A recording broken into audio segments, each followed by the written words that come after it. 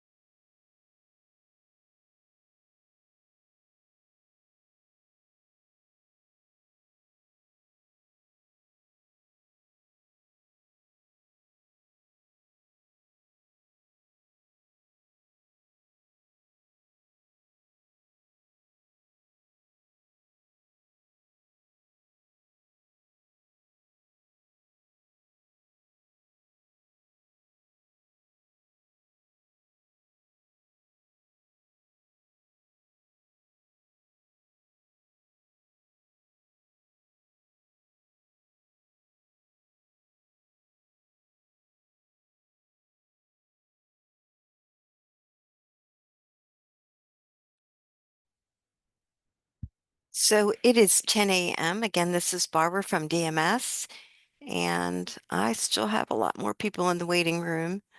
Do you want me to give it a minute or two? Yes, Barbara, go ahead and give it another minute or two. Try to clear the Okay, room completely out. okay, I will do that.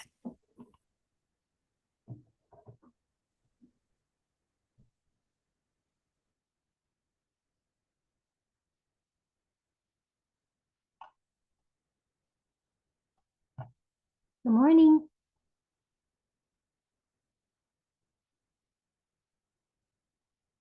Hey, Melanie. Hey, Johnny.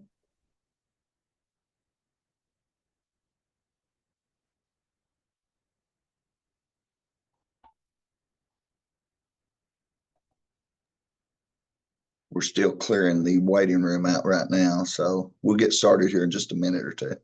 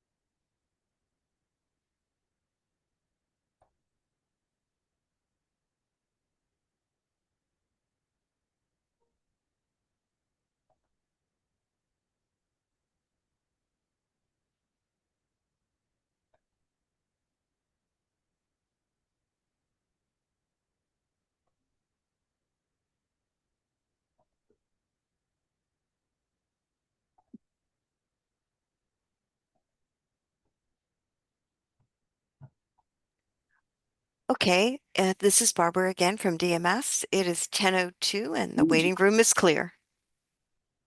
Thank you, Barbara. Can you go ahead and confirm that we have a quorum? Yes, you do. Thank you. Okay, first thing up on the minutes or the agenda, I should say, is approval of the minutes from the previous meeting. Does anyone on the committee want to make that motion? I make motion. Thank you, Sherry. Does anybody want to second it? I'll second. Johnny. Thank you, Johnny. Is there any discussion? Okay, all in favor, just give me a thumbs up instead of everybody saying aye. Okay. All right, motion carries. Minutes are approved, Barbara. The next thing on the agenda is old business. Do we have somebody here from the cabinet, Barbara, that is going to report on the general updates and then the update of the impact of recent federal legislation, the first two bullet items? Wayne, it's Alicia. I'm here this morning for Carmen. So I can kind of go through the updates. I know that Carmen gave those last meeting.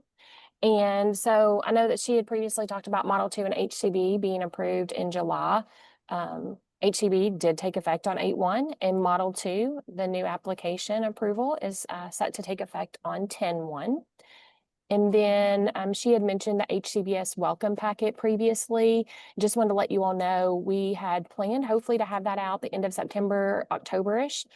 It is in the final review stages, so I'm hopeful that it'll be coming out, in the next month or so. So fingers crossed as we kind of, finish up that review and get that out to you all. As far as the 1915C child waiver that we're working on, the team is currently working with CMS to try to get that application approved, working through provider education and training that should come out late October, early November. And then I don't know if we have anybody on here from behavioral health that could speak to the 1915 IRISE. I can tell you, the little bit that I know on that, and they are working through the provider enrollment at this time. So if anybody is on here from behavioral health, just jump in at any point. I don't think you have any takers, Alicia. Okay, well then we'll just go into the next one. And Wayne, as far as the update on the impact of the recent federal legislation, I don't have anything further at this time. We'll continue to wait on guidance. I am covering for Carmen this morning. There's kind of a standing meeting that all of our executive staff have ever so often. So sometimes it does conflict with this meeting, but nobody has provided me anything. So I know Steve, with our budget, everybody is watching everything closely. So as additional information comes out, we will definitely share that with you all. Do you have any update on the government shutdown, Alicia? Has that done anything to Kentucky Medicaid or impacted you guys any? I know it has to be difficult to deal with that. I mean, I think there's always the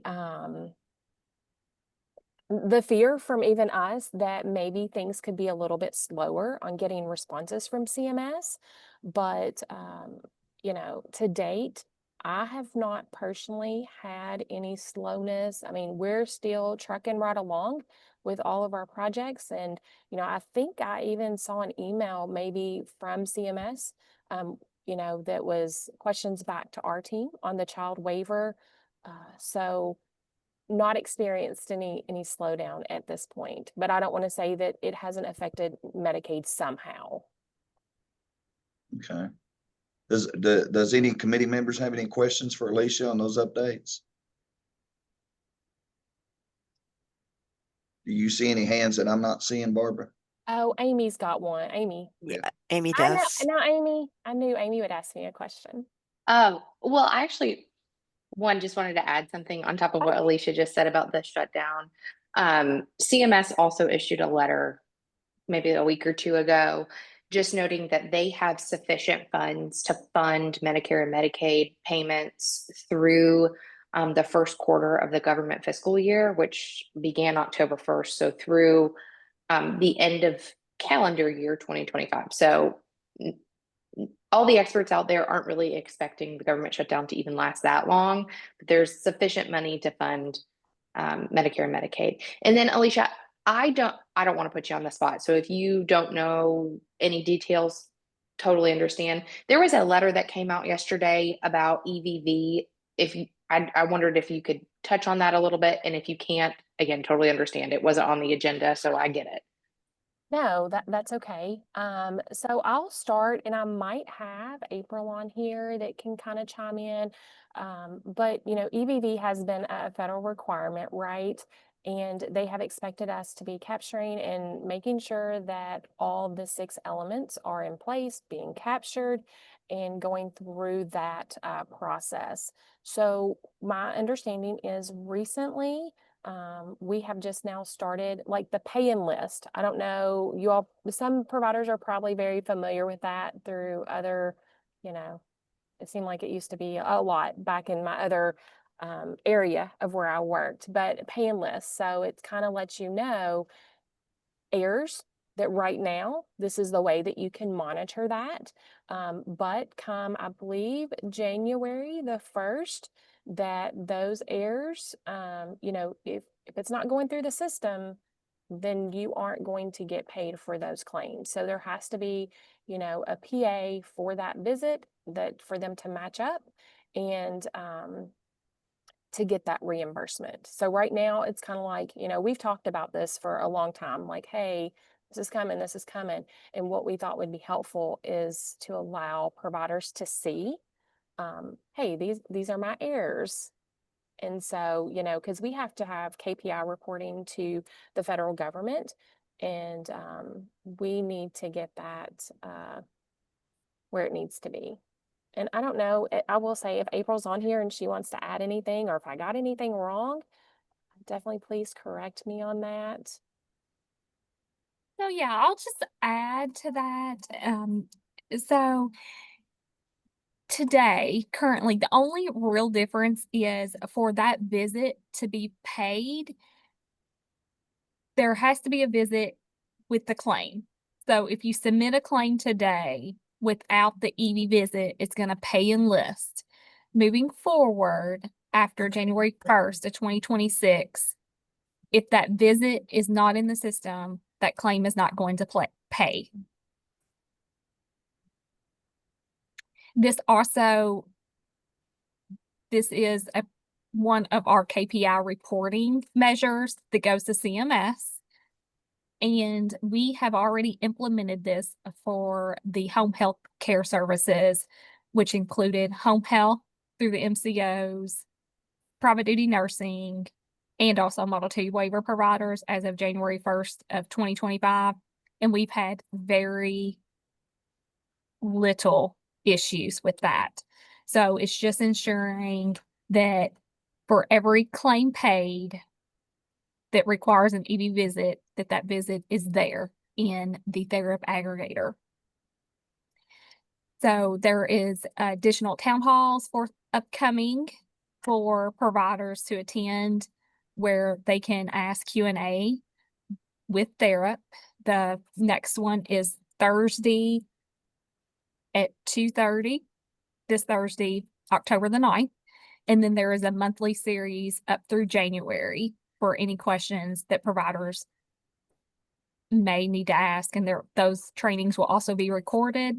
And then Dale is also going to host therapy on the November PDS town, or it's going to be similar to the town hall deck. So on the PDS monthly call.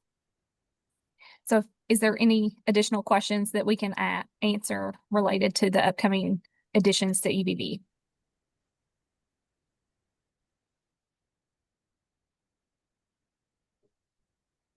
If people have questions, just kind of as we go through this process, not today, what would the best way to submit them be? That HCBS email address? I forget what it is. I'm sorry. Our 1915C waiver help desk. Yes, you can submit any questions. Always happy to assist providers along the way with questions, technical assistance, etc. If an agency gets into their pay-in list and they've got questions, when they receive that, there's a team ready to assist. Thank you. And Okay, does anybody else have any other questions on that? Wayne, this is Melanie. Can I ask a Sure. question? Yes, absolutely. Go ahead, Yeah, Melanie. and thank you, April, for that information. Where would caregivers or self-advocates go to ask those same kind of questions? Melanie, you can submit those also to the 1915C waiver help desk box, and we will respond to those caregiver questions as well there. Okay, thank you. Anyone else have any other questions for April? You see anybody else, Barbara? I see one question. Me. No, there isn't anything else in there. No more questions. All right. Moving on then, the next thing is update regarding the 1915C waiver wait list. Alicia, are you doing I was that? gonna say, Wayne, that'll be me again. So this is hot off the press, it looks like. So as of 10/7, and for ABI acute, ABI long-term care, and Model 2, we do not have anybody on the waiting list. For the HCB waiver, there is 5,284. For Michelle P., there is 9,670. For SCL, there's 3,765. And so the total unduplicated is 16,266.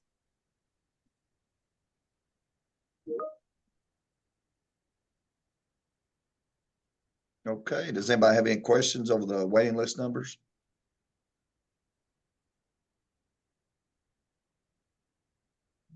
You see any hands raised, Barbara? I see no hands raised.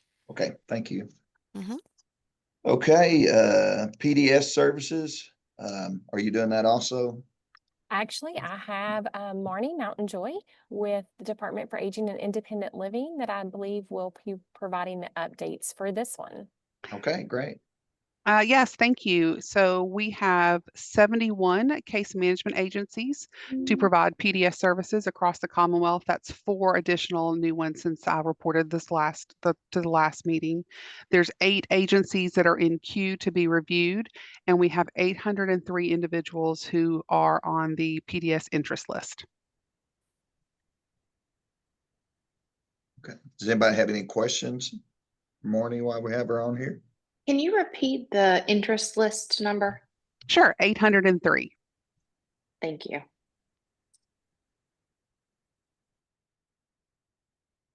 Any other questions? Wayne, this is Melanie again. Can I? Sure. Absolutely. Go ahead, Melanie. Ms. Murray, thank you for that information. Can you, for the record, just describe the difference between an independent case management and a, I guess, dependent case management? Well, the original traditional PDS case management agencies were the community mental health centers and the area development districts. So Okay. that was, I believe, that totals up to 29 agencies, but we have 71 total. So they could be standalone case management agencies that Oh. are certified to provide PDS services. Okay, thank you.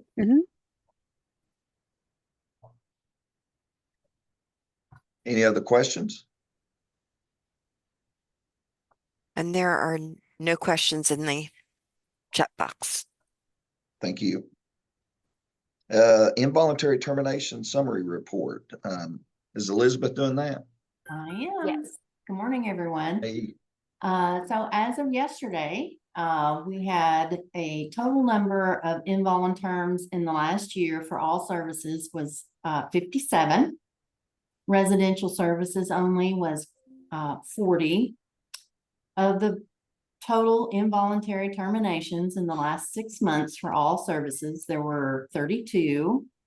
And of that number was for residential only was 24. And then of the total number of involuntary terminations in the last month, there were 5. And of those, residential services only were 3. Of the total involuntary terminations not transitioned in the last year for all services is 21. 18 of those are residential only. And our number of active involuntary terminations over 1 year has dropped to 10. I was pleased over the last week as we were collecting information from our field staff to see that there were a handful that actually agencies had rescinded, which tells me that they felt like they were getting different support or had figured some different things out, maybe even created a different living environment or something along those lines that were better suited to the individual's needs. So I'm always excited to see that when a request is rescinded, that tells me that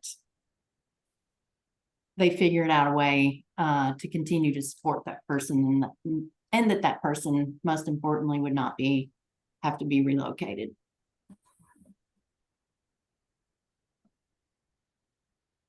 Sure. Does anybody have any questions for Elizabeth on those numbers? Elizabeth, for the active over 1 year, those 10 people, do you have any indication of how many of those 10 are residential?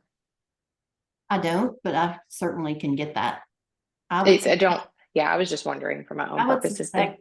Yeah, I would suspect all of them, but I can double check that while we're on the meeting. Thank you. That would be greatly appreciated. No problem. Does anybody else have any questions? Go ahead, Ann.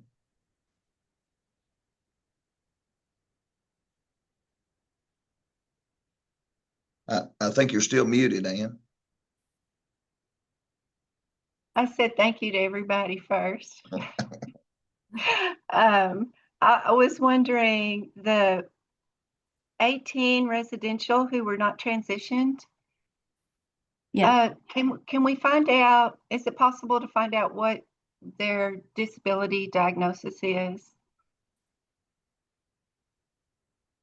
I mean, I'm certain that we can gather that information. Is that something the committee would like for us to have ongoing so that we would know to collect that in advance in the future? That'd be great. What would be the purpose of gathering that information, Ann? I guess that Just to would be a see. fair question. Well, that's a fair question. I'm just thinking that people with severe autism have very unique needs, and that if there's a pattern of involuntary evictions for that population, that we might need to address that issue somehow. Does that make sense? Did you get that, Just to be Elizabeth? clear, we're talking about involuntary terminations. Correct.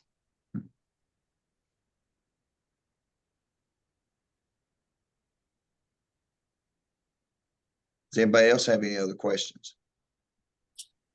I have a quick question. So would that data be just for our folks who are still awaiting? I just want to be clear. Like the ones that are unable to be transitioned, so can find no other provider who will accept them. Okay. Thank you. You're welcome. Any other questions for Elizabeth? There are no questions in the chat box. Thank you, Barbara. Next up is the survey response data regarding involuntary termination. This is going to be put on by Amy Stade. Amy? Hi, thank you. First, thank you for giving me the opportunity to speak. Could someone grant me the ability to share my screen? All right, Amy, just give me a minute and Yep. I will make you a co-host. Oh, that's so much power. There you go. You have it.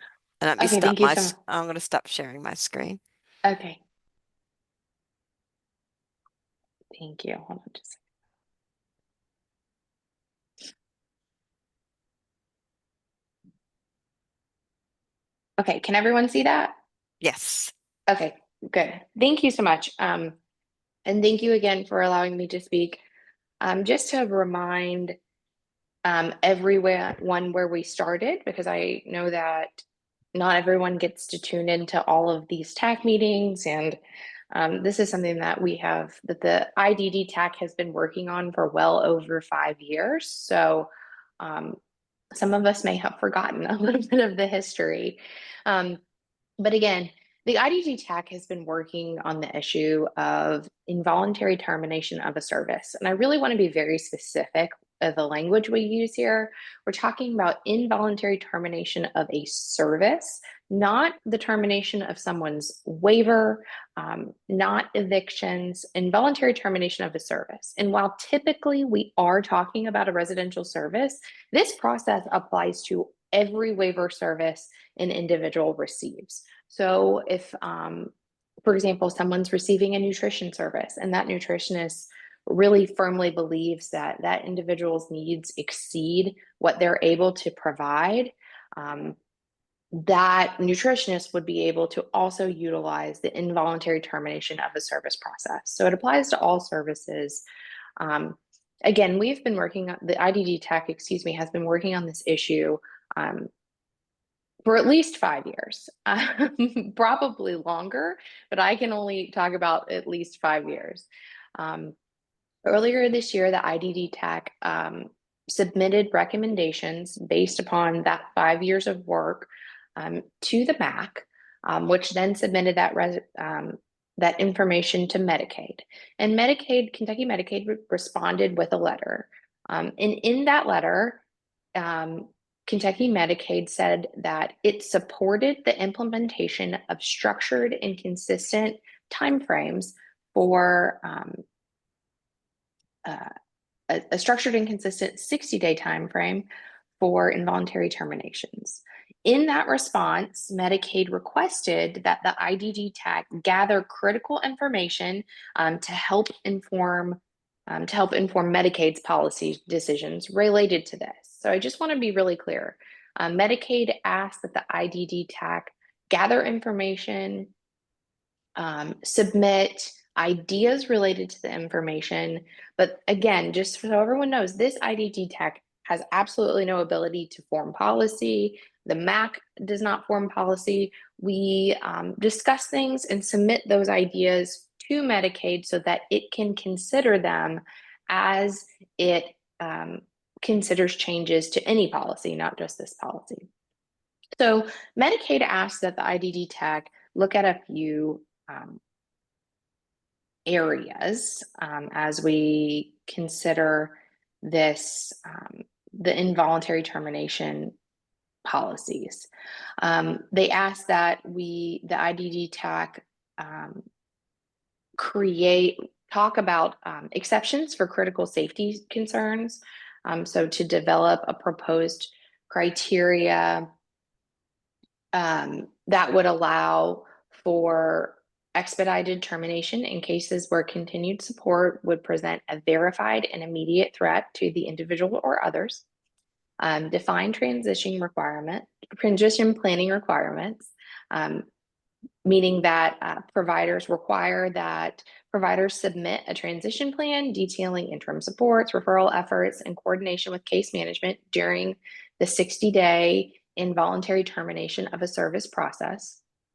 Implement provider support measures, so assess options for enhanced technical assistance, crisis intervention support, and temporary funding solutions to help providers manage high-risk transitions, and then conduct stakeholder engagement, which is what's happening right now. And again, this all comes directly from the letter from Medicaid. These are not my words. I just kind of cut and pasted from that letter. So one of the things that we discussed as we talk about stakeholder support or stakeholder engagement related to the involuntary termination of a service process was to really do a survey of providers to get a handle and get data about what exactly we're talking about. How widespread is the issue?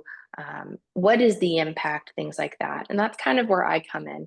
Obviously, I am the CEO of the Kentucky Association of Private Providers. We are Kentucky's association for 1915C waiver service providers. So in my position, I have access to a lot of providers that I can quickly get a survey out to. And so that's what we did. We surveyed residential level 1 and level 2 providers, so staffed residents and family home provider residential providers, and then case managers. And we did this because while, again, we said that every service provider type, so behaviorists, nutritionists, therapists, can engage with the involuntary termination process if they feel like they can no longer support an individual, and they do. That does happen. The majority of involuntary termination of a service notices we see are for residential services. And so for the purposes of this survey, that's what we focused on. And again, do not want to diminish at all the fact that other services do engage with this process when necessary. And then obviously we also surveyed case managers because they see this from a completely different perspective. They have a different view and they case manage lots of different types of people with lots of different diagnoses, and then they can offer a unique perspective. So our response was we had 62 individual provider agencies that provide residential services respond to this, which is quite a lot. And then 69 independent case managers, which is also quite a lot. So we can confidently say that the well over 2/3 of our members responded to this survey and offered input. And again, so that's just a little baseline of of who responded and what we're talking about. Hold on, let me fix my screen so I can actually read what's on the page. So we asked both case managers and residential providers, do you think the current involuntary termination process works well? So for residential providers, 74% of them responded that it does not work well when the participant has a history of aggressive or violent behaviors, a history of law enforcement encounters, or intense support needs, including medical supports. And it is important to note that medical supports are often a reason for initiating the involuntary termination of a service process.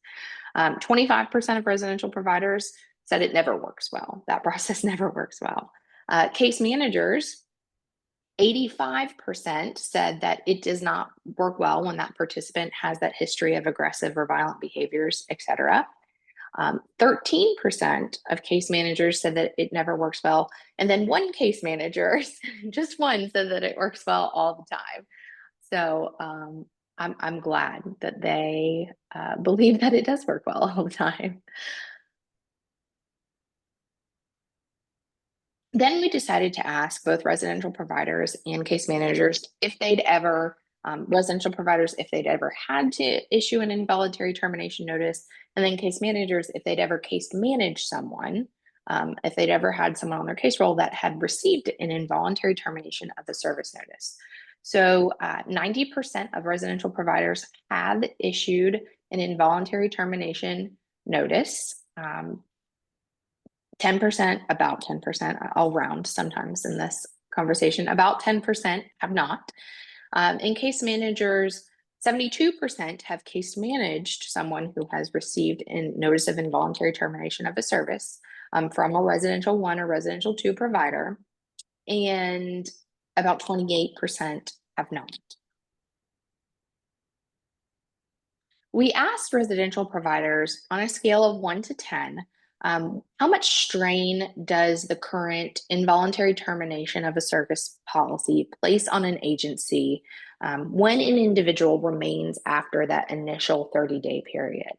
And 67% of providers said that it rated it a 10, tremendous strain.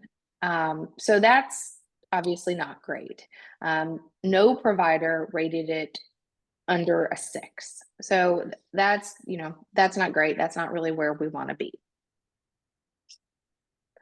We also asked both residential and case managers about their typical annual utilization of this involuntary termination of a service process. So first, residential providers, 69% said that they rarely have to use this process, so less than once a year, which is wonderful. And 24% said that they occasionally have to use it, which is 1 to 3 times per year. So about 74% of residential providers need to use this process less than 3 times a year, which is good. We don't want people overutilizing this process. So, less than 3 times a year at 74% 4% is good. No residential provider said that they needed to use it more than 3 times a year, and several said that they never needed to use it. Case managers, 73% said that they have a participant, 1 to 3 participants per year that they case manage, that receive a notice of involuntary termination from a residential 1 or residential 2 provider. And 20% said 0. So that's great as well. And what this shows us is that this is not happening super frequently.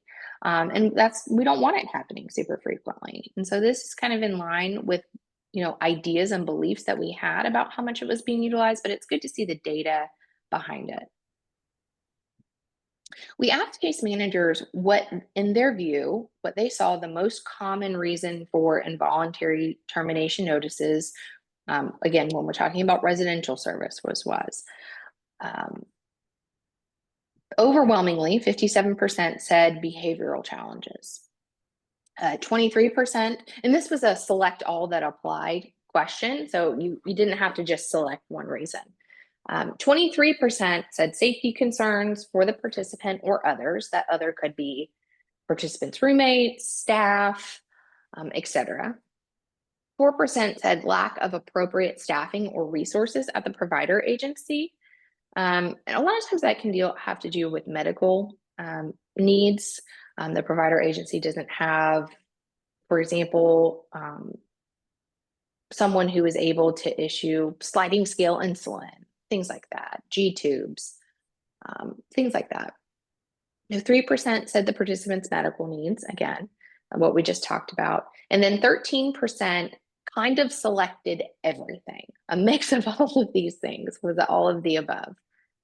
But again, overwhelmingly, it had to do with behavioral challenges and safety concerns. We asked case managers how long the average time that it took to get a new residential placement after a notice of involuntary termination of a service was issued. And we asked them in 2 ways. We asked them for how long it took for participants without significant behavioral challenges or criminal history. And then we asked them how long it took for participants with significant behavioral challenges or criminal history. And the results are very interesting. So for participants without significant behavioral challenges or criminal history, 25% said 1 to 3 months. 25% said 3 to 6 months, and 22% said 6 months to 1 year, and then 19% said over a year. Now, if you compare that to participants with significant behavioral challenges or criminal history, 42% at 1+ year, 31% said 6 months to 1 year.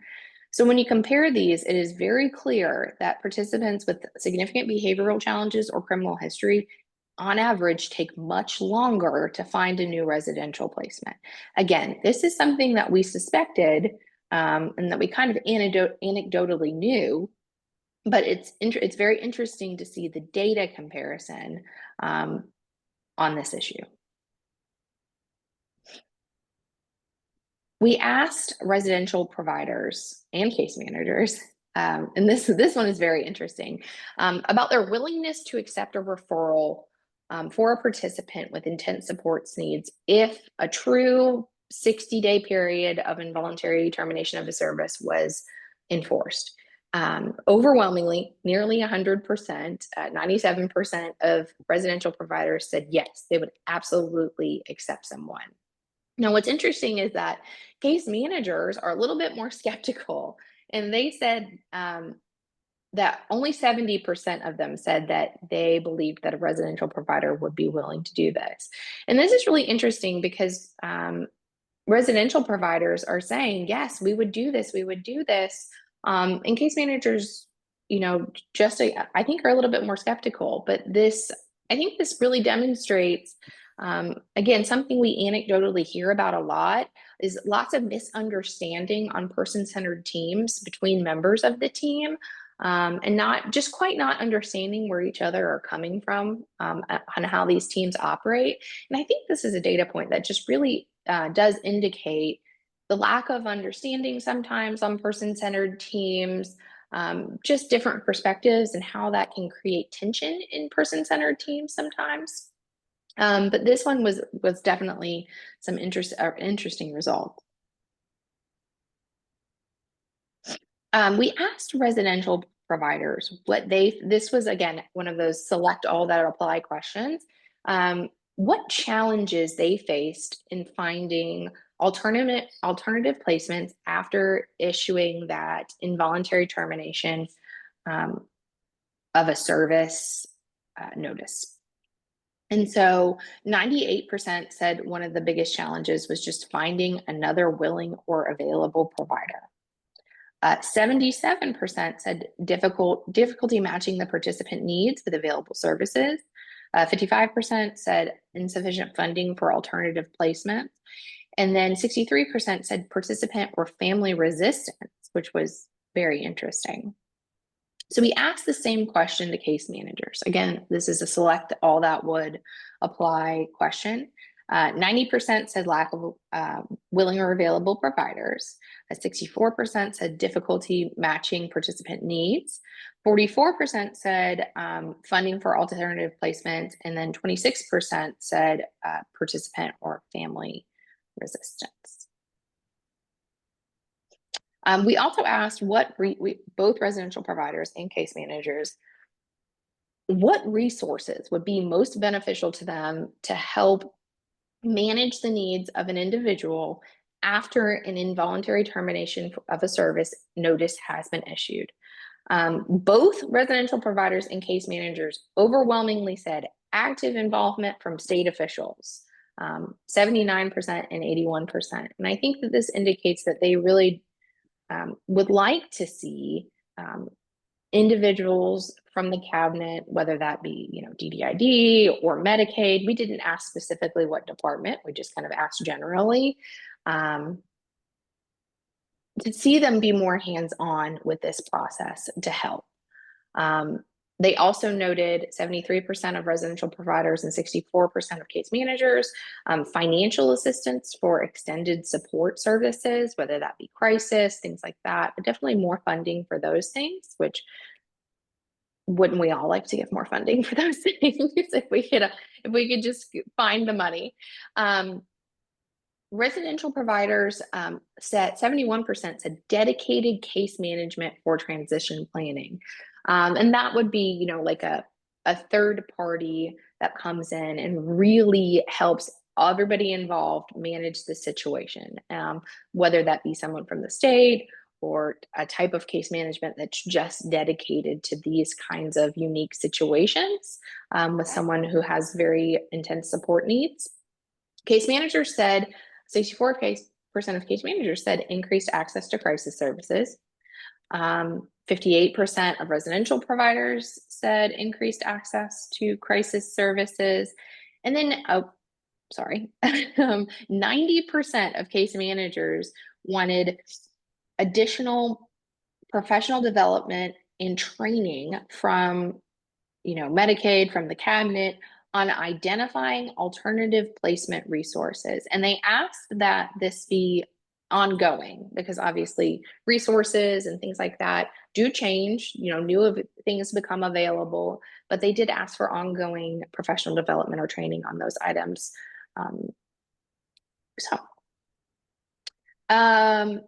We asked case managers to rate the level of support they felt that they received from the state. Again, we just termed it the state. We didn't identify any particular agency or department or anything like that.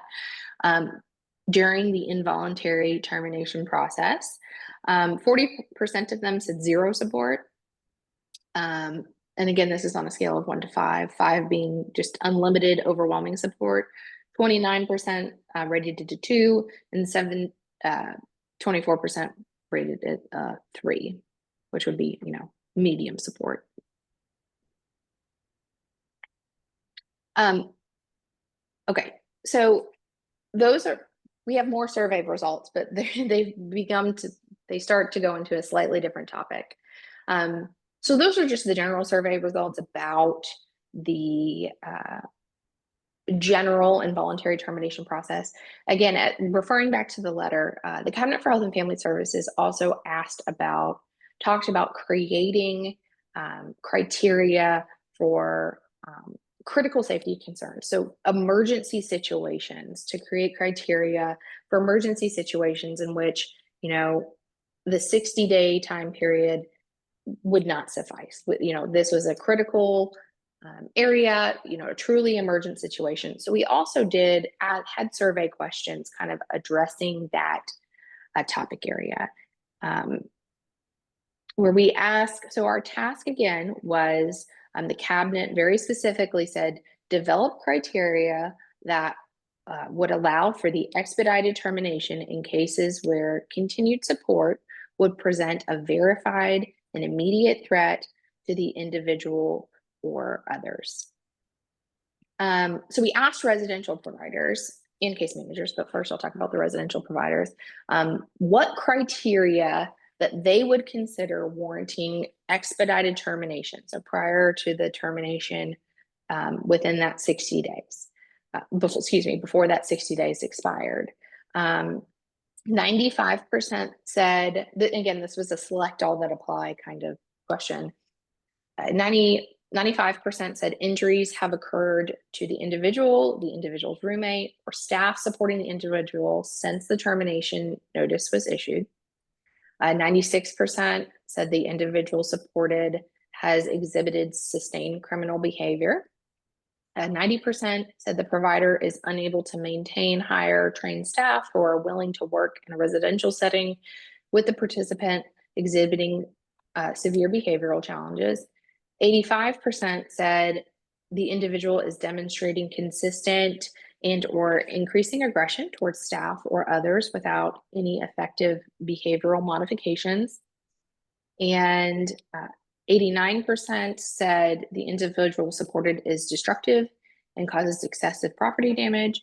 85% said a report from a licensed medical or mental health professional indicating that harm is imminent to the individual supported or those present in his/her current environment. So then we ask case managers, what criteria do you consider warranting this expedited termination? 71% said injuries have occurred, and then 78% said the individual supported has exhibited sustained criminal behavior. So again, taking that and remembering sort of the charge of the letter that Medicaid issued to the TAC, we thought a lot about what what this criteria would look like and sound like. And based off of the survey results we received, we developed suggested for discussion criteria. And so that criteria would be that a provider may request expedited involuntary termination of a service after it has issued the general notice of involuntary termination in accordance with the STL regulation. We said that a criteria should be that a provider may request expedited involuntary termination when the health, safety, or welfare of the individual enrolled in the waiver, other individuals in that setting, or provider staff are at risk of a verified and immediate threat. And I want to be clear here that we consulted with colleagues in other states, looked at other state regulations, gathered a tremendous amount of information to suggest items that were in line with what other states are doing, language that mirrors what other states are doing. And so these suggestions are very much mirror what's happening elsewhere in the country. We suggest that expedited termination of a service shall occur only if approved, by DDID, meaning that a provider can't just stand up and say, this is an emergency situation. You know, they have to be out tomorrow. There needs to be a process by which DDID is reviewing and approving this to make sure, you know, everybody's on the same page and this truly rises to the level of emergent and critical. We suggested that the expedited and voluntary termination period, and again, based off what is the norm and what is happening in other states, should be implemented based upon the severity of the situation, but shall not last longer than 14 days. And so then we kind of talked about when the expedited and voluntary termination, again, within that 60-day period, quicker than that 60 days, to be used in very limited circumstances, would be approved. Again, approved by DDID, not just Joe Schmo, not just me, or someone else. So again, borrowing language from other states, looking at what other states do, expedited involuntary termination would be approved by DDID. We suggest that they would approve it when the provider provides evidence that continuing the service to the participant would jeopardize the safety of the provider, an employee of the provider, or an individual receiving services from the provider in that setting, or endanger the health, safety, and welfare of the participant. Again, this is very much in line with the survey results we found. And so both 1 and 2 must be in place. The provider documents measures that it took to address the behavior that resulted in the request for immediate termination. So then we looked at, again, what other states do for this process, and we created these suggestions that to request expedited and voluntary termination, the provider should submit evidence to DDID, the case manager, the guardian, you know, others involved, that 1, recent injuries have occurred to the participant, other individuals supported by the provider in that setting, or staff, or the participant has exhibited sustained aggressive and or threatening behavior, including but not limited to physical violence, sexual assault, significant property destruction, or threatening behaviors to self or others, or a report from a licensed medical or mental health professional indicating that the participant is at imminent risk for self-harm, or those present in his or her current environment are at risk of harm from the participant. So this is a weird thing you do when you write regulations, but this is an or situation, meaning that one of these 3 things, the provider would need to submit evidence of one of these 3 things with the request for involuntary termination.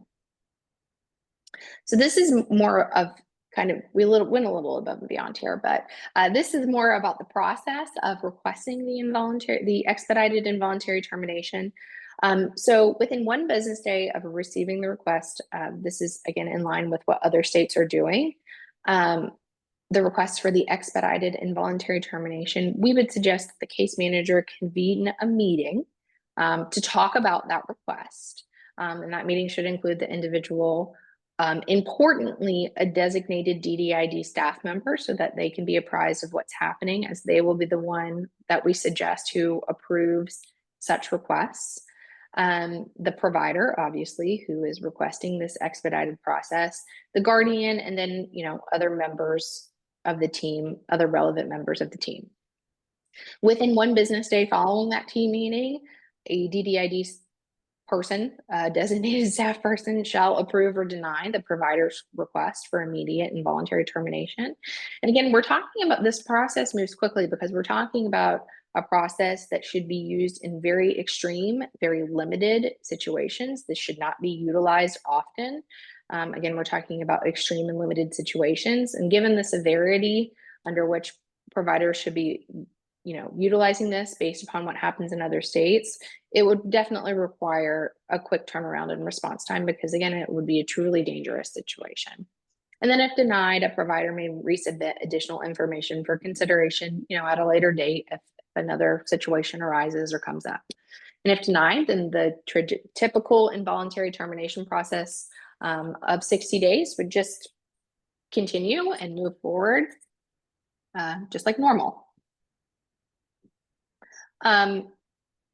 If a request for involuntary termination is approved based upon what other states do and the information we gathered, we suggest that then the case manager would convene another team meeting so everybody can get on the same page and discuss, next steps, and that meeting should include all the traditional people, but also importantly, including a DDID staff person. And again, that's based upon the fact that providers have reported that they overwhelmingly would like to see more involvement from agency officials. And so that's kind of the survey results. And Wayne, if it's okay, this kind of parlays into the conversation of creating a general policy addressing those other items. So would you like me to go into that, the larger policy addressing the other items that would include this, or would you like to pause for questions? I absolutely, I'd like you to parlay. The other thing I'd like to do before you parlay into that, Amy, is that there's some questions popping up in the chat room. Oh, I'm sorry, I can't see. And well, they're not questions for you, really. I think they're questions that have been debated and talked about over the last several years. And what I'm going to say is what we're focusing on as a committee is what DMS asked us to assist them with. And we're not going to get sidetracked in today's meeting and go down all these other roads, because we're not asked to address some of the different things that are popping up in the chat room. So, they're legitimate questions. I agree with that. I advise you to send those particular questions to the help desk and have the cabinet answer you directly, because ultimately, I'm just another provider. I can't speak on behalf of the cabinet. I can't give you an official answer in regards to the different things that the state will or will not hold you accountable for. So with that, let's go ahead and proceed, Amy.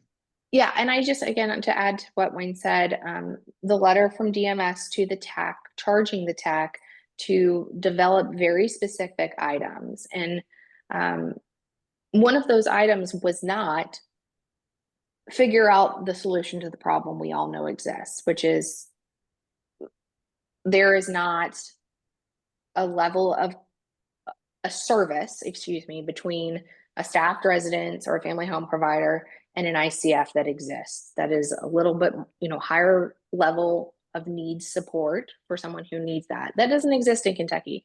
And that's not the problem that we've been asked to give feedback on by Medicaid from this letter. And so I think to just move the conversation forward, we're responding developed responses specifically to the items that Medicaid asked us to respond to in the letter. And that's all we can do is respond to the questions that we have been asked to move to continue making progress and moving the conversation forward. Okay, let me switch my share screen. Hold on just a second. Amy, this is Barbara from DMS. Yeah. Could you please email that slideshow to me, please? And I can Yes, send that absolutely. out to the TAC committee. Yes, I will do that. Thank you. Let me find sorry. Okay.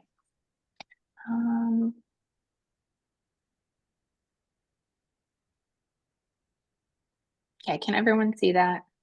Hey, Yes. Wayne, this is Erin with the Department of Medicaid. Is this the regulation information that you had sent out earlier? Because our regulation person is not able to be with us today.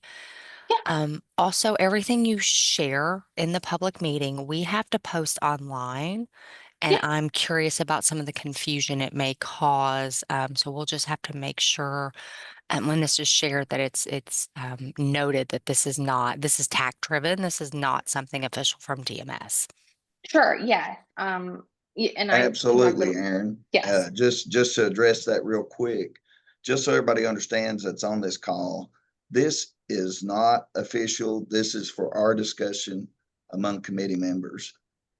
When I sent this out to the other committee members yesterday, I made sure to include a little note indicating, please do not forward this to anyone else to cause any kind of confusion or misconception. This is not a cabinet document or anything. This is just something that was drafted that includes the different elements that DMS asked us to look at and assist them with. And it's for discussion purposes during today's TAC meeting. Thank you, Wayne. Amy, what I would recommend is have your members pull that up separately so that it's not showing during the public meeting while we go through it, so we can have the discussion, just trying to make sure we don't cause any kind of confusion or anything. Sure, that's fine. Thank you. And then we'll make sure Jonathan Scott can join us next time. I do apologize. He was unable to be here. He had a conflict. Oh, no, that's fine. Let me find my document again now. I accidentally exited out of it so I can talk about it. Okay, are we good? That's not sharing anymore, is it? No. Okay. Yes, ma'am. We just want to make sure we're that fine line between what we have to put online and versus somebody that may pull it up and not be on the meeting. So thanks, Amy. No. Believe me, I get it. And that, again, that was a concern of mine as we developed this, which is why kind of at the top of it, I did put for discussion purposes only, consideration development of policy changes. But in looking at the letter from Medicaid to the IDD TAC in the development of a policy, we kind of thought the easiest way to address all of the items that it asked us to address was to simply write a hypothetical version of the reg that included the items that Medicaid asked us to address.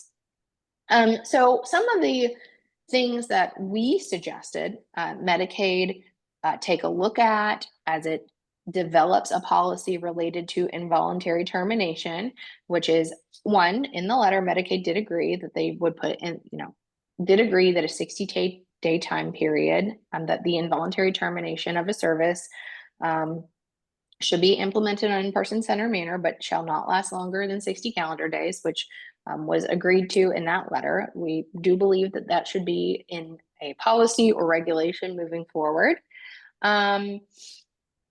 That the notice of involuntary termination obviously would just continue to be as it is in the current regulation, and stay the way it is because it's no issues with that. And then we really started to talk about the transition planning requirements that Medicaid asked for suggestions on in its letter. And we said that obviously a team meeting should be happening after to develop a transition plan after that notice of involuntary termination for a service is issued.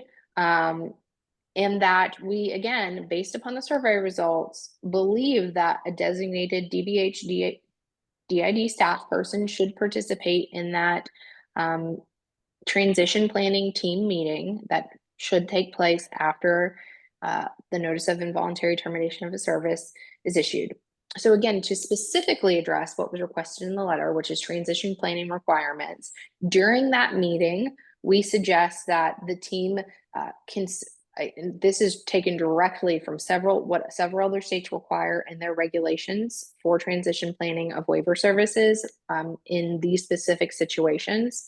When an involuntary termination has been issued, they call it different things in different states, but the same process. One, consider the current system of services and supports and the effectiveness of them. Two, and again, these are things that are already happening, but it's really just getting them on paper and creating those requirements and outlining really what's already happening. Two, consider if additional services should be added to the support plan during the 60-day transition period to ensure health, safety, and welfare of the participant, other individuals, staff, etc. Collaborate with designated DBH DID staff to identify additional funding or resources that may be accessed during the 60-day transition period to ensure health, safety, and welfare. And if complex medical conditions are a concern, the person-centered team shall discuss and identify strategies or resources to ensure access to medical services and supports during that 60-day transition period. We also said that because this is what Medicaid requested in its letter, that the team should develop a transition plan after the notice of involuntary termination is issued, and that we suggested that that transition plan be submitted to DBH-DID within 14 days after the notice of involuntary termination is received. And that kind of transition plan that kind of outlines all of the discussion of the person-centered team, that transition planning discussion, and kind of what steps everyone's going to take during the 60-day period. So the members of the team we think should work collaboratively to develop the transition plan, and that the transition plan should contain the following information. It should detail the supports that will be implemented during the 60-day transition period. It should detail interim funding or resources that will be requested during the 60-day transition period. It should contain a description of how the service provider will ensure the health, safety, and welfare of the participant, other individuals, staff during the 60-day transition period, and detail the case manager's referral efforts, and include a description of coordination and collaboration between case management, the service provider, and members of the person-centered team during that 60-day transition period. And again, all of that is really suggestions intended to address the bullet point in the DMS letter to the IDD TAC, specifically requesting transition planning requirements that should be implemented during the 60-day transition period. Then we talked about when we kind of get into that involuntary termination of a service, the expedited involuntary termination of a service that we just discussed, so that, those requirements that we just discussed, we firmly believe in. And then, and then the bullet point related to provider support measures. Again, we believe that this has been pretty thoroughly discussed ad nauseum, and would point the Cabinet for Health and Family Services to the Exceptional Supports Legislative Task Force, which was specifically designed to talk about that very issue, additional provider support measures. And there are extensive findings and recommendations related to that, that we believe Medicaid is in receipt of and did receive. However, I'm happy to provide a copy of that if you all need it. Point them there, because there are numerous solutions outlined in that document, and there we are. So that was a lot, and those are the items and suggestions that we kind of came up with based upon feedback and so et cetera, to specifically address the items in the Medicaid response to the IDD TAC.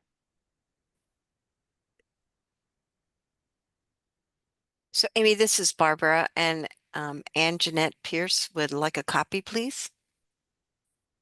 Thank you, Barbara. Which item? Sorry. Of I the think task force finding and recommendations?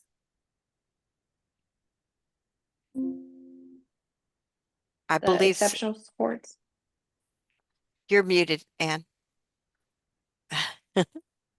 Thank you, Barbara. You were just talking about it, Amy, that one. Oh, yeah. Barbara, would it be appropriate for me to send it to you to distribute to members of the TAC? You could send it to me. Yeah, okay. I will. You can find it on the LRC website, but that's kind of difficult to navigate. So Yes. I'll just send it. You send it to me and I will forward it to the committee. Okay. Wayne, this is Melanie. Can I ask a question? Sure, go ahead. Okay. Thanks for that information, Amy. One thing that I am so excited about is that the last bullet point conducts stakeholder engagement and survey and get feedback, because I think that is, and as someone that has lived a long time, lived experience with someone I care very much about, that would be very, very important. I heard what you were talking about in regards to the involuntary termination, but I also think critically what's equally more so important are these caregivers, self-advocates that have lived life with these individuals. Their concerns are maybe similar, maybe different, but I'm so pleased that that was referenced in the letter from DMS. The other thing is, and help me to understand, is services, when you talk about services, do you talk about things like applied behavior analysis, ABA? And because Sure. that's something that historically we had not had as robust of providers in our state. I think we have 260 currently people that are certified ABA therapists, as well as RBTs. So hopefully that number will continue to grow and expand and provide insight and information to provider agencies like you represent, because it's so much, it's so important. And the other thing I wanted to ask about is oftentimes when an individual has significant behaviors and they're nonverbal, sometimes there's medical concerns like cavities, wisdom teeth, GI upset. Is there like a sequence in your all's world that you try to almost like be detectives to figure out what's going on with that individual? So, let me address your first question first. Okay. Number one, I will say that, yes. So the involuntary termination of a service process as it currently exists in regulation, which it is 907 KAR 12010 section 5, it's there for everyone to see, applies to every service.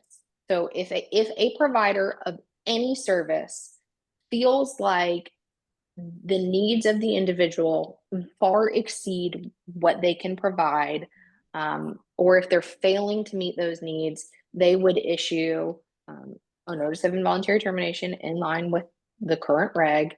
Referrals would be sent out, et cetera. It applies to all services.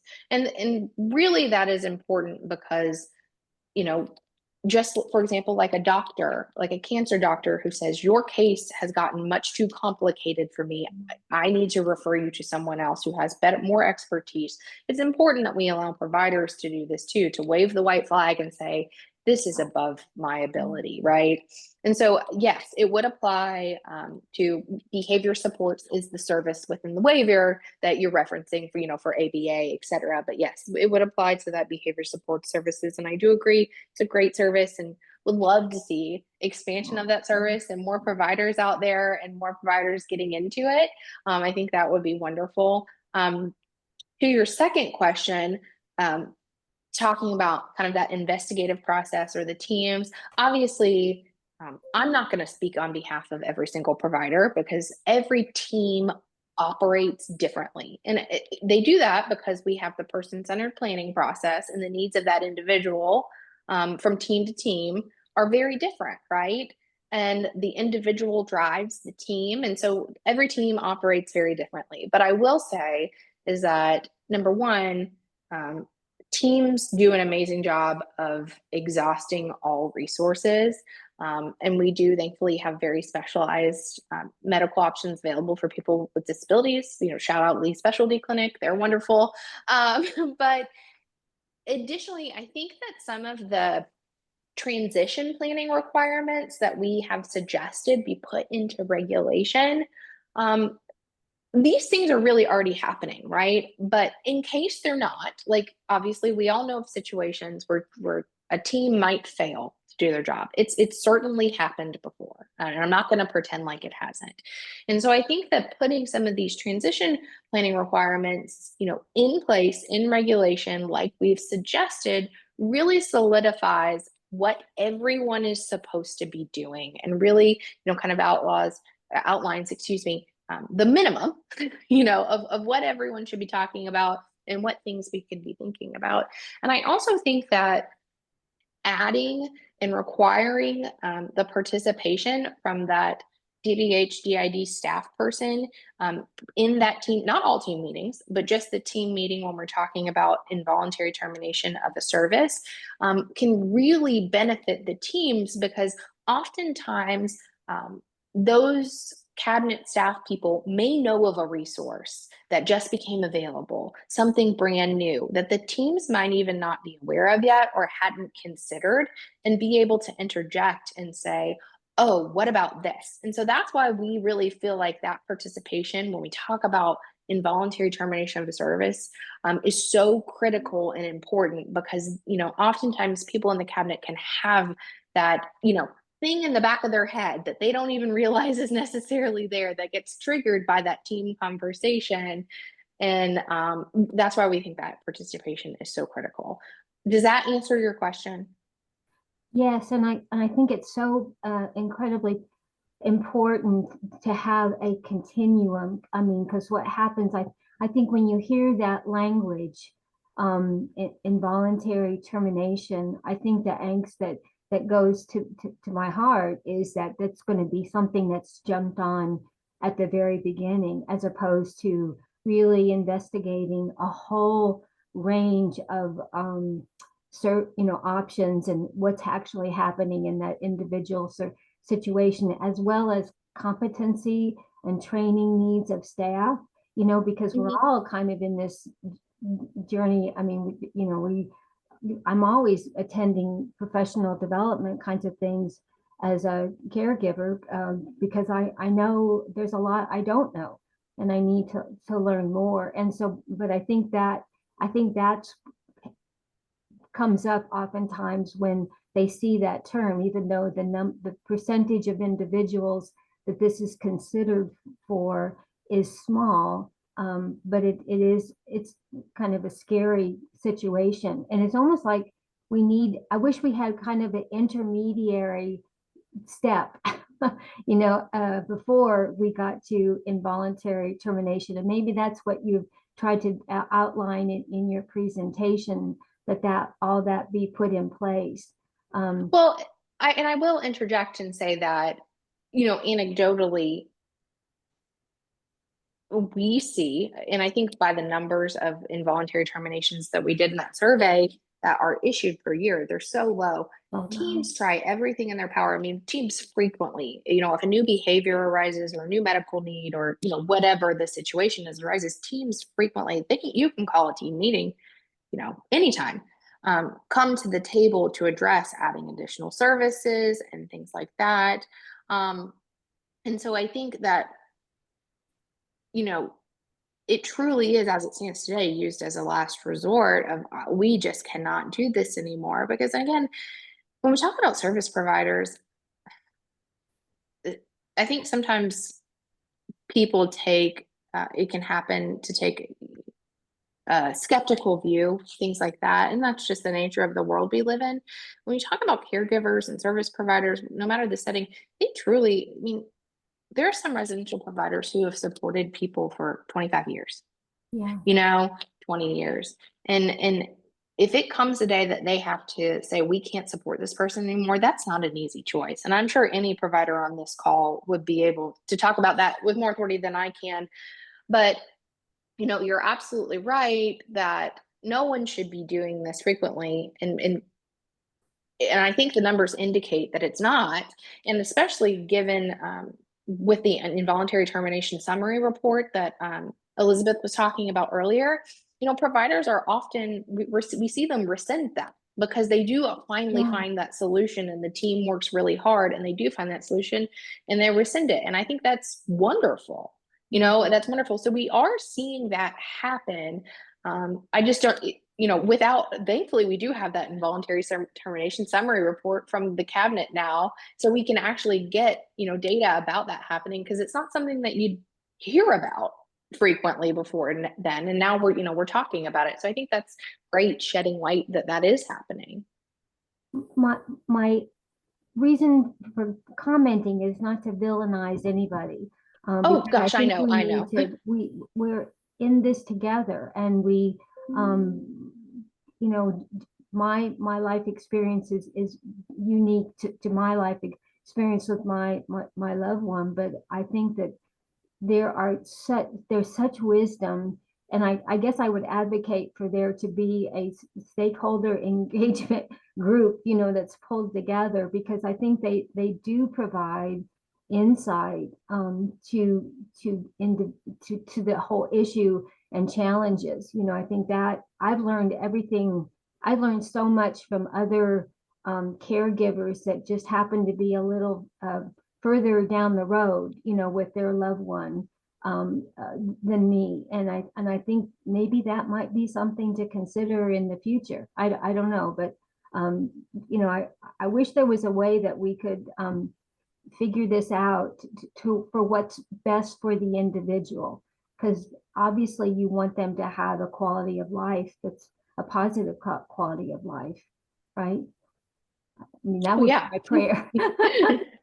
Yes. Well, and I think, you know, I think that's what we've done here. I think all the suggestions that, you know, we've suggested today are specifically aimed at protecting the individual, and also protecting the individuals that live with that individual too, because, you know, no one should be subjected to living with a violent roommate that attacks them. We wouldn't want that either, you know, right? And I think that we've tried to balance the interests of staff who don't want to be in dangerous situations, individuals who don't want to be in dangerous situations, et cetera, to create a situation that allows them to, you know, hopefully find a new provider, and is going to open up residential options who previously may have been worried to try or scared to try, and now they won't be scared to try. And oftentimes, and again, I'm speaking anecdotally, I think case managers and other types of providers will be able to give you like concrete examples of this, but oftentimes when someone's in having extreme behaviors, etc., simply a change of scenery is what's needed, right? And we have seen situations where someone, you know, moves to a new provider or a new area of the state, closer to their loved one, a different house, different roommates, etc., right? And it's everything changes, right? And sometimes it's as simple as that. Often, sometimes it's not. Sometimes it's a UTI or a dental problem, like you said. And obviously, these, you know, things, different situations arise. But I think we've really tried to, as Medicaid asked this TAC to do, is balance the interest of everyone involved. And I think it's important to refer back is that Medicaid does believe that a 60-day time period is reasonable and creates safety for everyone involved. And of paramount importance is the safety of the individual, because when an individual is having extreme behaviors and things like that, or could be subjected to violence from a roommate, that's not safe and that's not ideal. And no one wants that to be happening, right? No one wants anyone to have to live in a situation where they feel unsafe. And so I think that that's what we've tried to do here, hopefully. And that's where my heart's at least. I can't speak for anyone else, but I would assume that that's where their heart is as well. I hope that we can go. I'm not sure what is the as a result of having this presentation, what is CAP's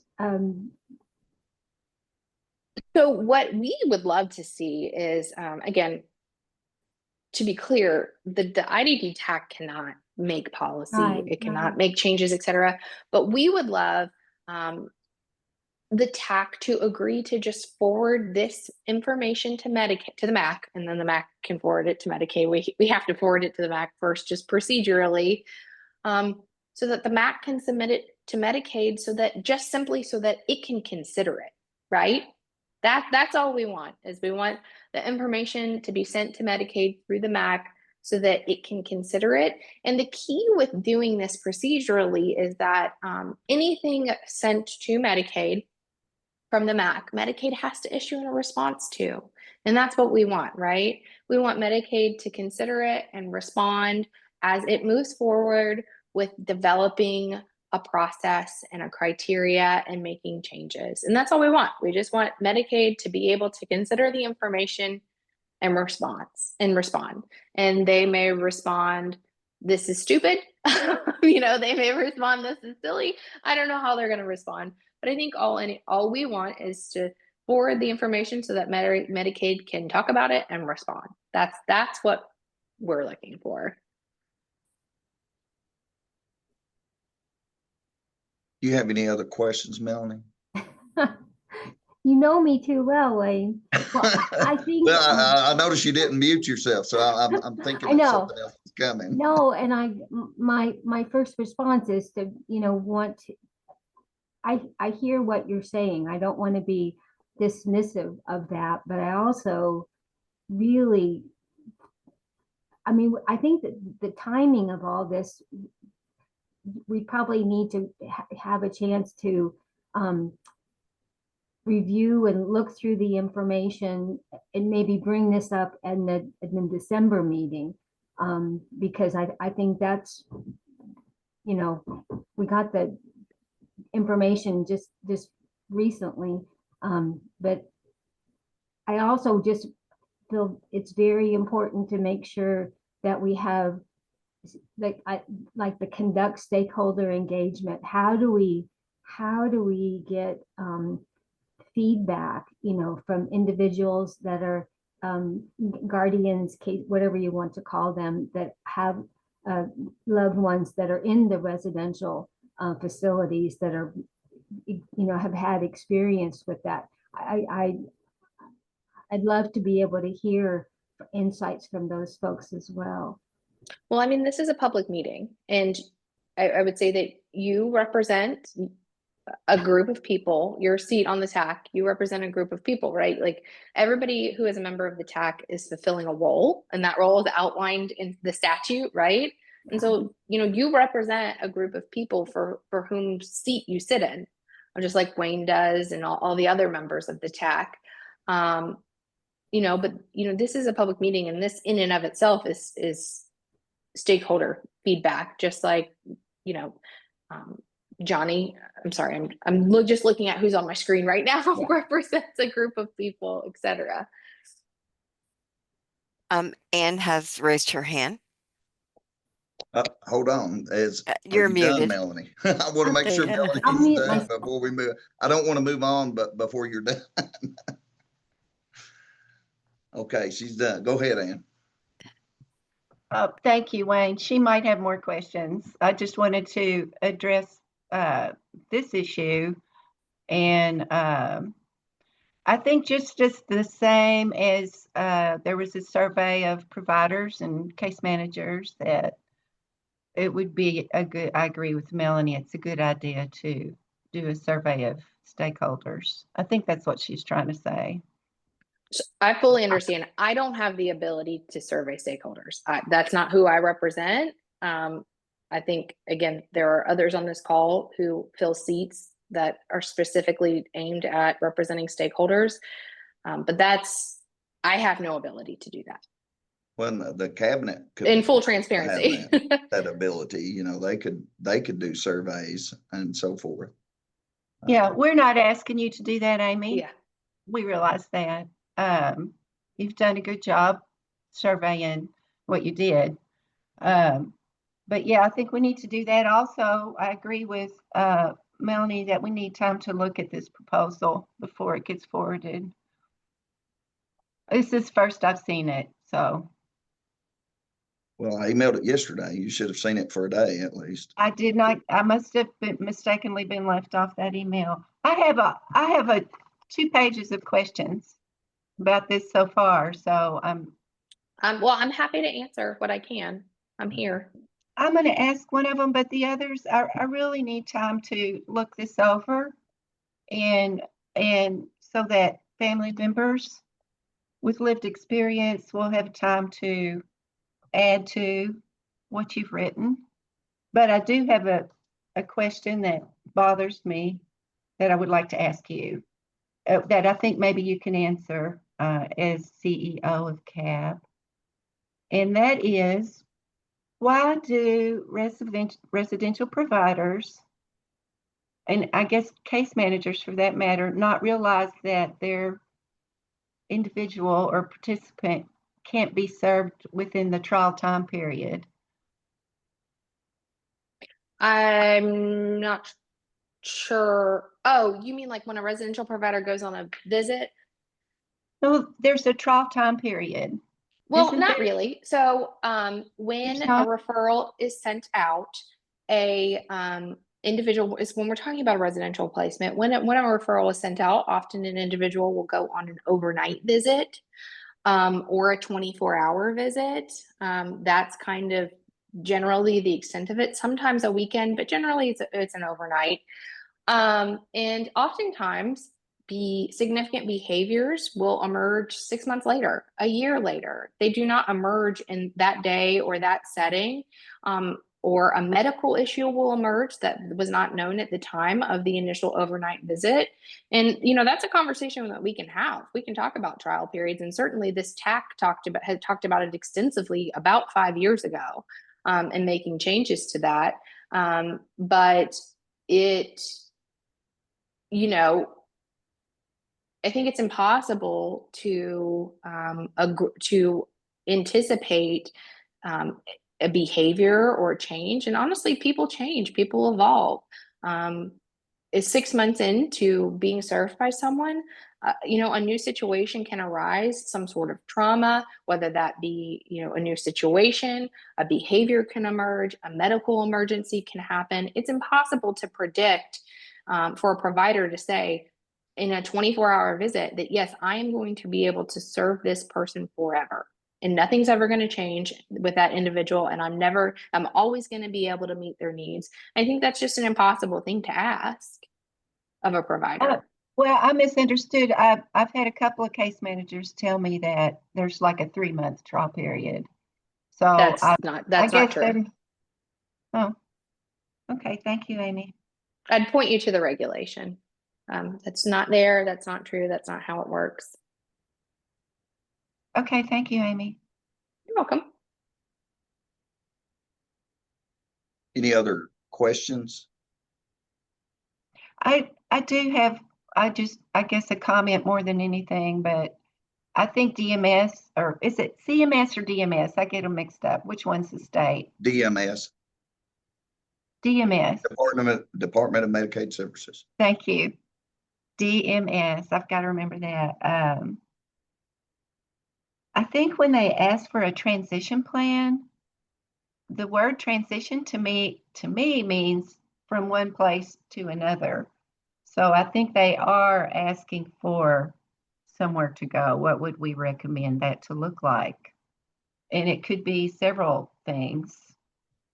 A temporary, maybe go back, but stabilization and go back, or something. And more here's permanent. what I'm struggling with right now in regards to your comments and in regards to your questions. I ask all committee members to send me their feedback on the responses that we received directly from DMS. I asked for that prior to September the 15th. The only people I received feedback from were providers themselves. So, I don't understand why now. We've been discussing this for years. Literally years. So I don't understand why we're saying that there's more time needed to look at things that we've been talking about for years, not not days, not weeks, not months, but years. Okay, so I think the point I was making is that the transition means go from somewhere to another, which you kind of change the subject on me. So, Well, I don't understand why you didn't formulate those thoughts and put them in an email to me like I asked. I just heard Amy say it just now. I'm just now seeing what you've written here. So I couldn't get it in by the deadline. And as I understand it, To be fair, I think what Wayne is referring to is that at the last TAC meeting, we reviewed Medicaid's response, in which everything I've talked about today is in directly response to the Medicaid letter and the issues they asked of the TAC.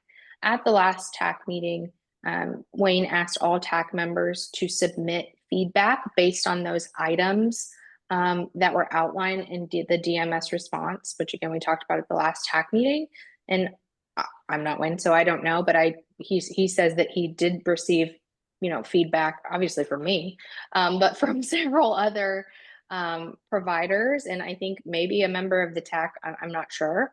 I think that's what he's referring to.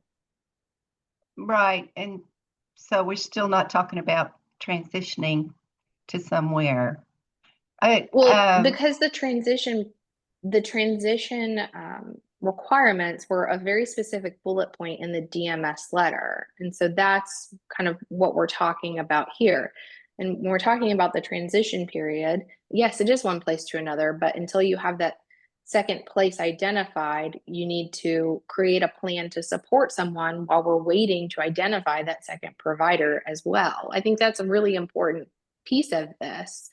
But I mean, certainly when an individual transitions from one provider to another, there are team meetings, there is, onboarding of that new provider. There is a plan put in place to achieve that transition of moving from, particularly when we're talking about residential setting, transitioning from one residential setting to another, just even from a logistical standpoint of what day are we going to do this? How are we going to get their personal items moved?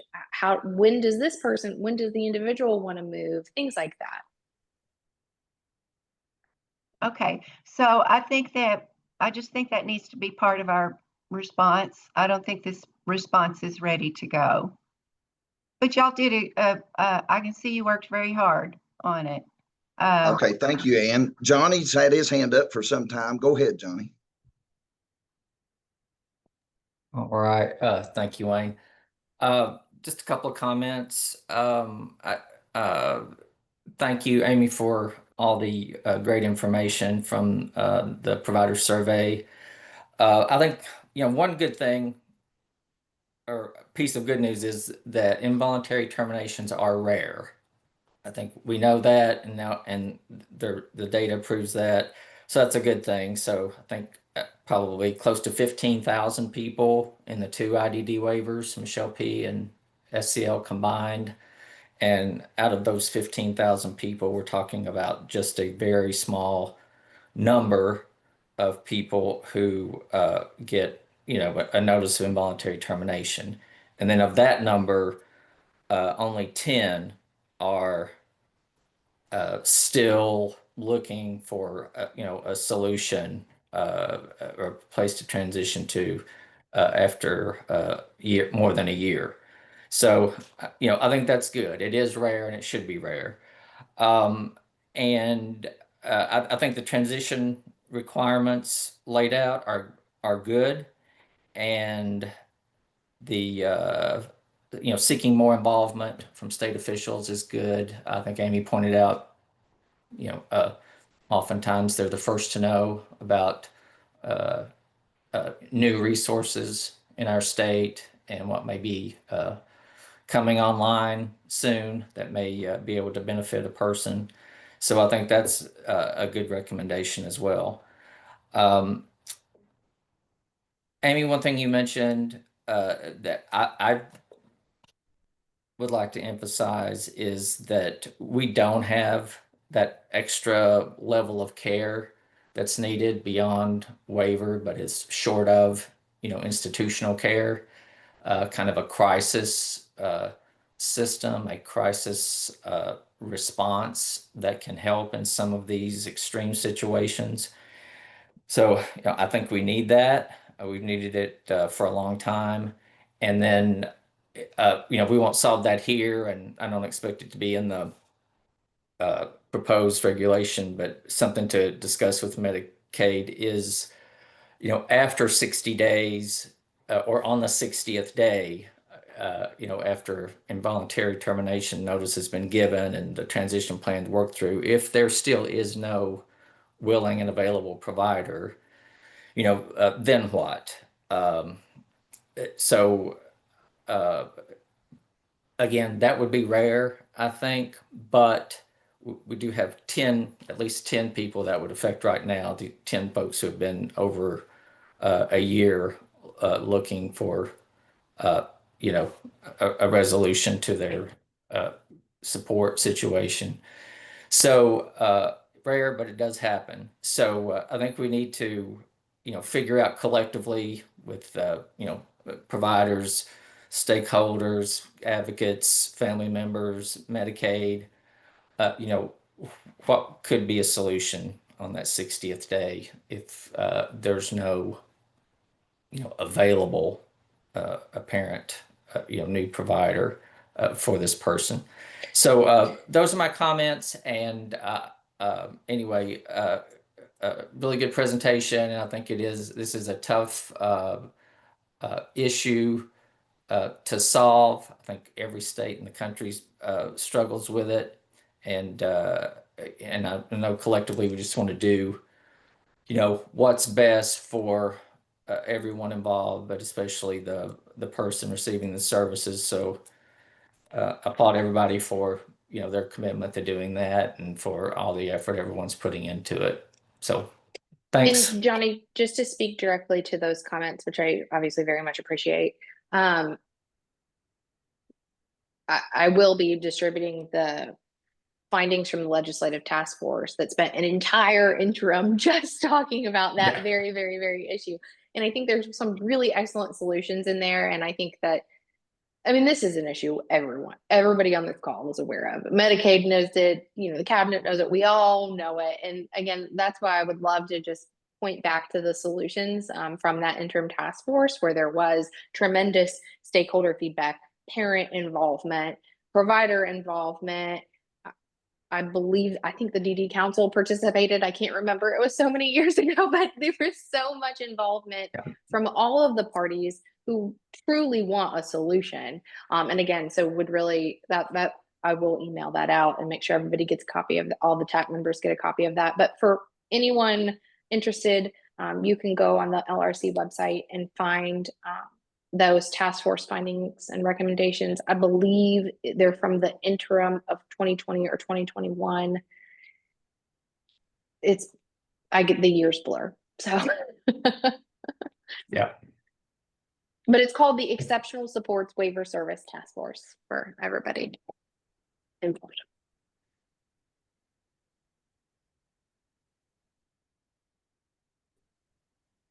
Any other questions? Johnny, you done? I didn't mean to cut you off. We're done. Thank you.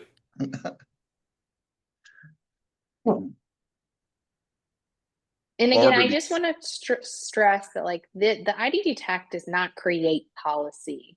I think regardless of whether that happens today or at some other point in the future, all the TAC is able to do is just forward information for Medicaid to consider.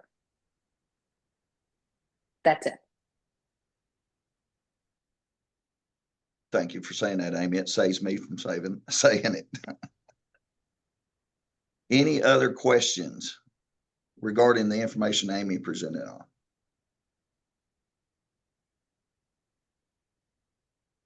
So Wayne, there are comments in the comment box and some of them I don't see.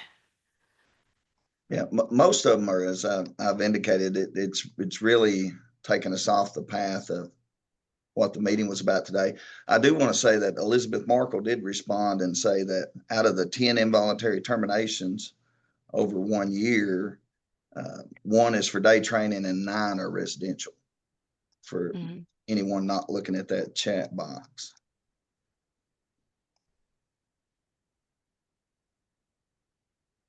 Any other questions among committee members? Mr. Chairman, Yes. just a comment. I too appreciate, Amy, all of the work that you've done. You know, I do think that this is an ongoing issue. The most significant portion of this, of any recommended change, as I understand what you've presented, is the amount of time during which a provider would be required to continue supporting an individual from unlimited to 60 days. Now, there's some language that talks about the immediate involuntary termination, but is that correct, Amy, that the suggested change, the primary focus is from unlimited support, unlimited period of time of support to 60 days? Yes, and that is in line with the response that Medicaid sent to the IDD TAC. At the beginning of my presentation on the slides, I directly quoted from the letter, which said that Medicaid agrees that, let me just pull it up so I don't paraphrase. I don't want to get in trouble for paraphrasing.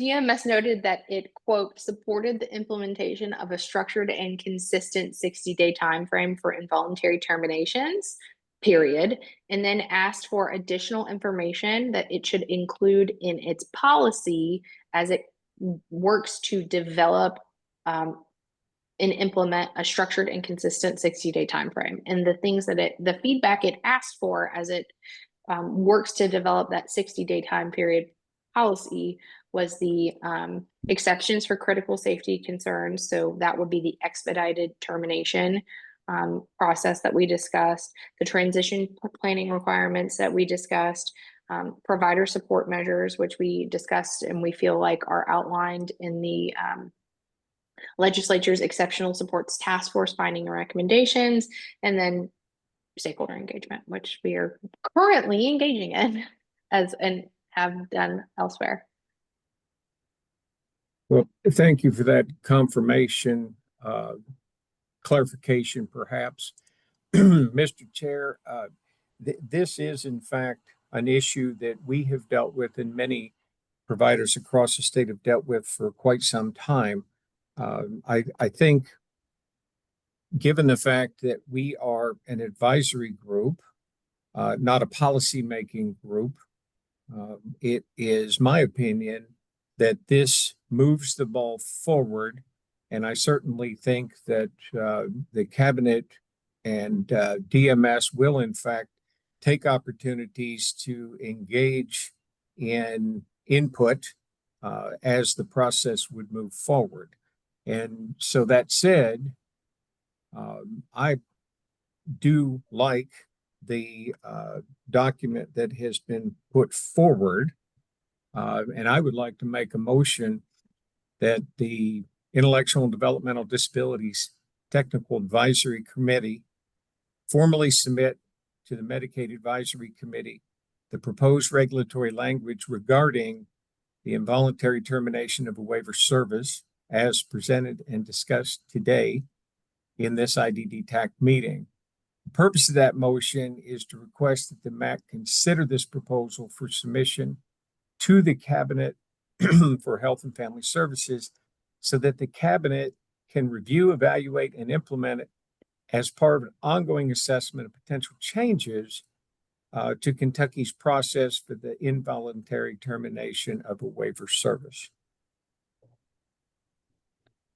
Okay, we have a motion on the floor. Do we have a second? I'll second. Okay, Doug made the motion. Brad seconded the motion. Any discussion? Yes. What is it? A point of order? No. Point of information. I'm not sure what to call it, but Because family members have not had time to review these proposed changes as evidenced in the chat, I move to postpone this item until our next regular meeting to allow adequate review. I'm going to deny that, Ann, because we've been discussing this for quite some time, and you've had the information as much as any other committee member has had. Any other discussion? For the record, Barbara, for the record, please note that family representatives have not been given adequate time to review these proposed regulation changes before this vote. I just I want to would be add clear to that that, I've not Barbara. proposed a regulation change. Yeah, at all. we've not proposed any regulation change, but I would add, Barbara, that they've had the same amount of time as everyone else has had on the committee. Okay. That's incorrect, Barbara. That's incorrect statement. Well, this is the first time I've seen this document. It's just now. You were on the same email chain as everyone else was, Ann. You know, even if I did get it yesterday, which I did not, with all due respect, that's still not enough time. It's showing delivered from my computer. So anything else, Ann? We need to move this motion along and see if anybody else has any discussion on this matter. I just want to be sure my objection is registered. It's registered. Anybody else have any other things for discussion? Okay, Barbara, I would ask that you take a roll vote, please. A roll vote. Hold on just a second.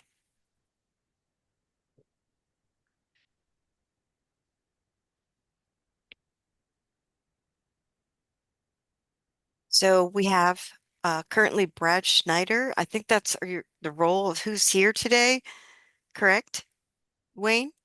Yes.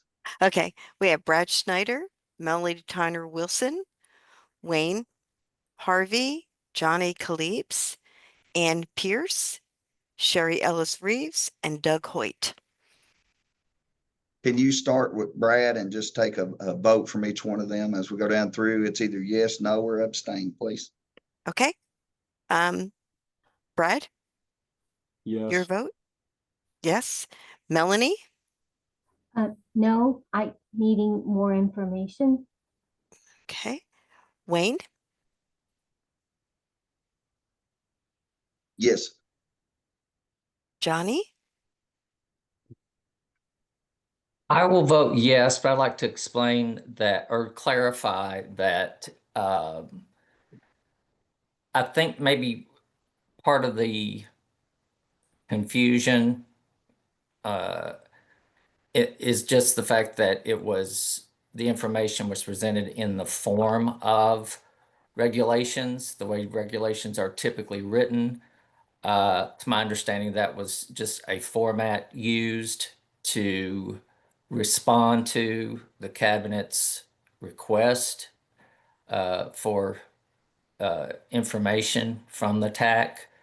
So I think, to some people, maybe it looks a little intimidating or a little more formal than it actually is. So I'm reading it as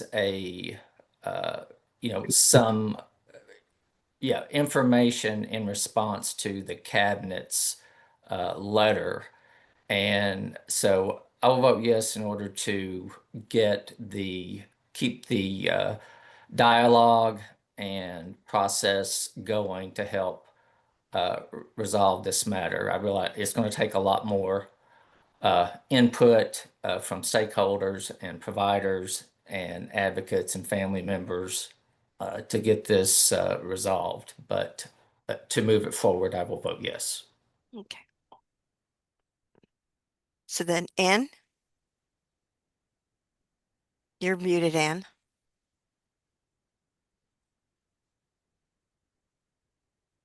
I vote no. I need more time to think about this. Okay. Cheryl Reeves, Ellis Reeves?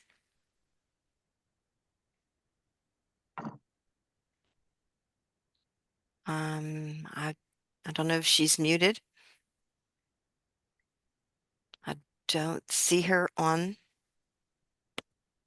The next one will be Doug Hoyt. Uh, I too am going to vote yes with, I think as much as anything, agreement with Johnny that this initiative, I don't believe is in its final form. I believe it is moving the initiative forward, and the initiative needs to move forward. It has been lingering for years. And in fact, there will be through this process, I'm confident, continued and additional conversation that takes place. So Johnny, well said, and I support that with my yes vote. Okay. So we Okay. have, 4 yeses, 2 nos, and we are missing 2, Frankie Hoffman and Cheryl Ellis Reeves. So the motion carries with the votes present, correct? I believe so. Thank you. All right. Any other discussion before we cover MAC meeting representation? Is Aaron still on the call? I'm here. Yes. Do you want to give us I know that you've been intricately involved with the development of the BAC and the MAC. And I know that they're very close because I got an email recently from Dr. Schuster in regards to the MAC starting their meetings back up very soon. So do you have any information on that for us? Sure, I can give you a brief update. And then also Barbara Walsh has been really super hands-on involved with that process. So to my knowledge, I believe they have set a back date for about mid-month this month. And they are in the process of getting the next MAC meeting date scheduled. And so as soon as that is out, Barbara will get that to all the MAC members and all the TAC chairs. We'll get that posted on the website. I think they're still working on that that final last date, with all the providers and everything, trying to make sure we accommodate everyone's schedule. But Barb, did I leave anything out? I know you've been very hands-on on that. Yes. October 13th, we have a meeting coming up. But that's not the And MAC meeting, right?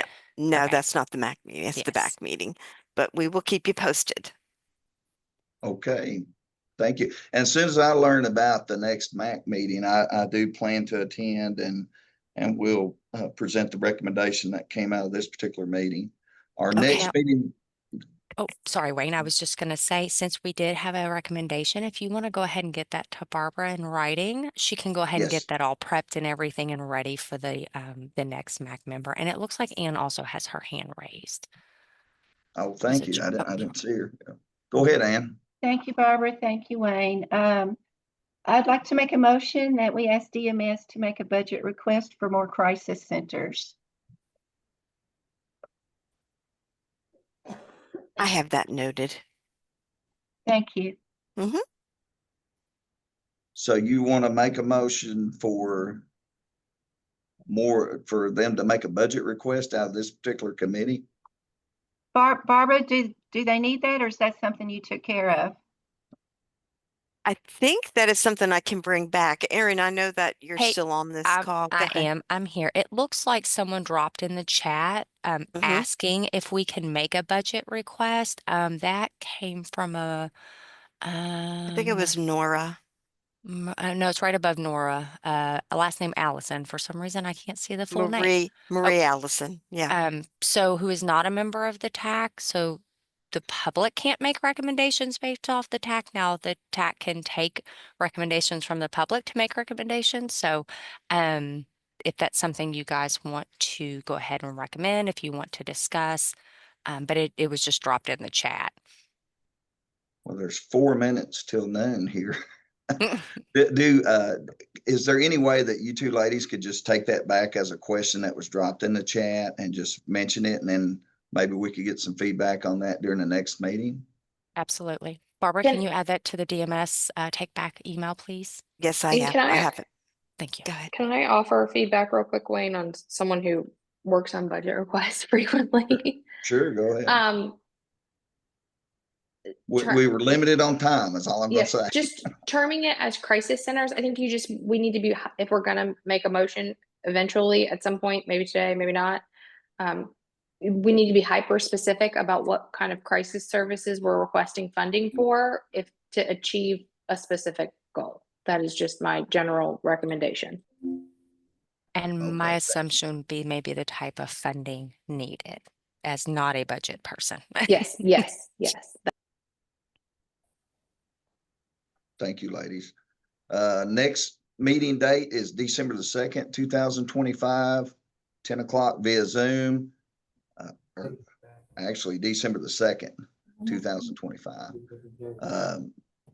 Anybody got anything else before we adjourn today's meeting? I know we're right on top of the adjournment time.